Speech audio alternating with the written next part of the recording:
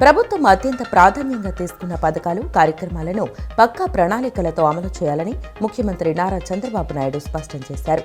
ప్రభుత్వ పథకాలను ప్రజలకు చేరువ చేయడంతో పాటు సంతృప్తి కలిగించే రీతిలో సేవలు అందించినప్పుడే మంచి ఫలితాలు వస్తాయన్నారు.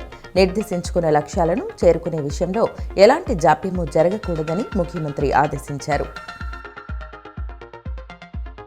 ట్రావెల్స్ బస్సుల్లో తరచూ అగ్ని ప్రమాదాలు జరుగుతున్న నేపథ్యంలో ప్రయాణికులు రవాణా శాఖ అధికారులు అవగాహన కల్పిస్తున్న వీడియోను ఐటీ విద్యల శాఖ మంత్రి నారా లోకేష్ ఎక్స్ వేదికగా పోస్ట్ చేశారు.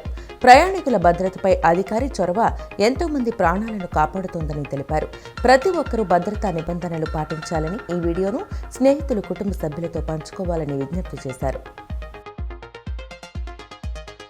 అమరావతిలో నేషనల్ ఫిషరీస్ డెవలప్మెంట్ బోర్డు ప్రాంతీయ కార్యాలయం ఏర్పాటు చేయడానికి కేంద్ర ప్రభుత్వం గ్రీన్ సిగ్నల్ ఇచ్చినట్లు రాష్ట్ర వ్యవసాయ శాఖ మంత్రి కింజరాపు అచ్చెన్నాయుడు తెలిపారు.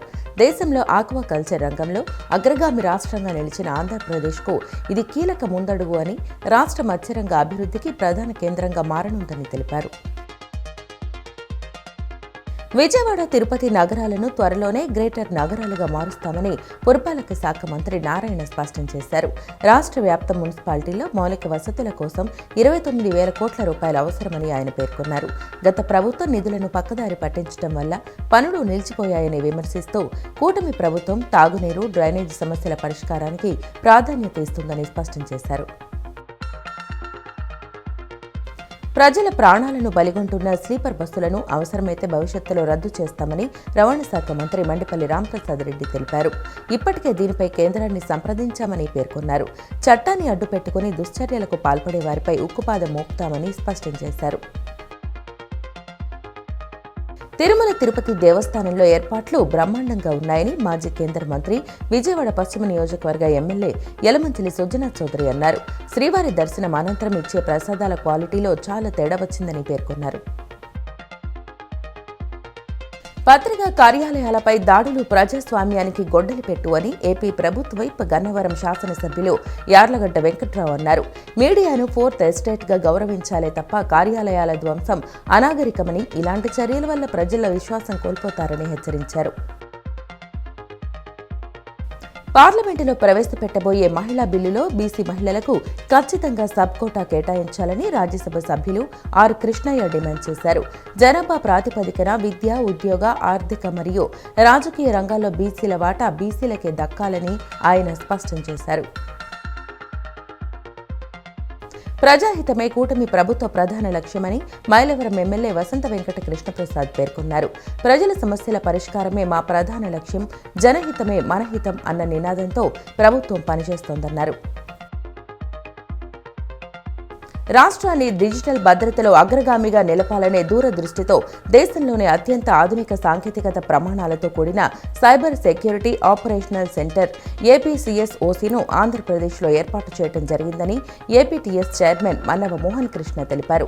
దీని ద్వారా ప్రభుత్వ విభాగాలు, కీలక మౌలిక వసతులు, పౌరుల డేటాకు సమగ్ర రక్షణ కల్పిస్తూ సైబర్ ముప్పులను ముందుగానే గుర్తించి సమర్థవంతంగా ఎదుర్కొనే విధంగా అత్యాధునిక సాంకేతిక పరిజ్ఞానాన్ని వినియోగిస్తున్నామన్నారు. వైసీపీ నాయకుల భార్యలను ఉద్దేశించి ఏబీఎన్ రాధాకృష్ణ అనుచిత వ్యాఖ్యలు చేశారంటూ ఎన్టీఆర్ జిల్లా వైసీపీ అధ్యక్షుడు దేవినేని అవినాష్, ఎమ్మెల్సీ మొండితోక అరుణ్ కుమార్, మాజీ మంత్రి వెల్లంపల్లి శ్రీనివాస్, మాజీ ఎమ్మెల్యే మల్లాది విష్ణు తదితరులు డీసీపీకి ఫిర్యాదు చేశారు. జర్నలిజం ముసుగులో మహిళలను కించపరచడం దారుణమని, రాధాకృష్ణపై వెంటనే కేసు నమోదు చేసి కఠిన చర్యలు తీసుకోవాలని వారు డిమాండ్ చేశారు. ఈ సందర్భంగా వారు మాట్లాడుతూ మాజీ ముఖ్యమంత్రి వైఎస్ జగన్మోహన్ రెడ్డి ప్రతిపాదించిన మావిగన్ అభివృద్ధి ప్రణాళిక పై సమాధానం చెప్పలేక కావాలనే మహిళలపై నీచమైన విమర్శలు చేస్తున్నారని మండిపడ్డారు. అమరావతి పేరుతో జరుగుతున్న మోసాన్ని ప్రజలు నమ్మరని, అందుకే ఇలాంటి వ్యక్తిగత దాడులకు దిగుతున్నారని ఆరోపించారు. తమ కుటుంబ సభ్యులపై అభ్యంతరకర రాతలు రాసిన రాధాకృష్ణ బహిరంగ క్షమాపణ చెప్పాలని, లేని పక్షంలో నిరసనలు ఉధృతం చేస్తామని హెచ్చరించారు. రాజమహేంద్రవరం గరిమెల్లి సత్యనారాయణ బీఎడ్ కళాశాలకు చెందిన అతిథి అధ్యాపకులు గత 2 ఏళ్లుగా జీతాలు అందకపోవడంపై తీవ్ర ఆందోళన వ్యక్తం చేశారు. తాము తీవ్ర ఆర్థిక ఇబ్బందులు ఎదుర్కొంటున్నామని, తమకు రావాల్సిన బకాయి జీతాలను వెంటనే విడుదల చేయాలని వారు నారా లోకేష్కు విజ్ఞప్తి చేశారు. డ్రగ్స్ పై దండయాత్ర 2.0 కార్యక్రమంలో భాగంగా నిన్న రాత్రి నార్త్ డివిజన్ పరిధిలో విస్తృత తనిఖీలు నిర్వహించారు. మత్తు పదార్థాలకు అలవాటు పడిన వారిని గుర్తించడం కోసం మెడికల్ కిట్స్లతో తనిఖీలు చేశారు. 74 మంది అనుమానితులను తనిఖీ చేయగా 22 మందిని గుర్తించడం జరిగింది. యువతను మాదక ద్రవ్యాల వినియోగ అలవాట్ల నుండి దూరం చేసి వారిని సమాజ శ్రేయస్సు కొరకు పాటుపడే వ్యక్తులుగా తీర్చిదిద్దడానికి శ్రీకారం చుట్టినట్లు పోలీసు అధికారులు తెలిపారు.